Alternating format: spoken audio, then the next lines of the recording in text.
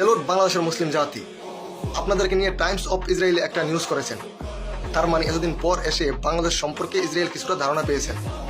তাদের নিউজে বলা হয়েছে, গাজা উপত্যকায় ইসরায়েলি কর্মকাণ্ডের নিন্দা জানাতে বাংলাদেশের রাজধানী ঢাকায় হাজার হাজার মানুষ সমাবেশ করেছে। এবং আরও একটি পয়েন্ট তুলে ধরেছেন, সেখানে বলা হয়েছে প্রায় 1 লক্ষ লোক উপস্থিত হয়েছেন এবং বিশ্ববিদ্যালয়ের পাশে সরওয়ার্দী উদ্যান পার্কে তারা ফ্রি ফ্রি ফিলিস্তিন স্লোগান দিয়েছেন।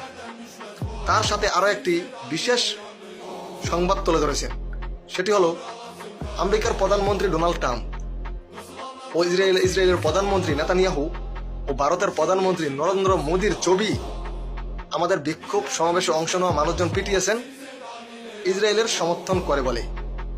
যেহেতু টাইমস অফ ইসরায়েল এমন একটা নিউজ করেছে, তাহলে আমাদের বলতেই হবে মার্চ ফর গাজা সফল হয়েছে।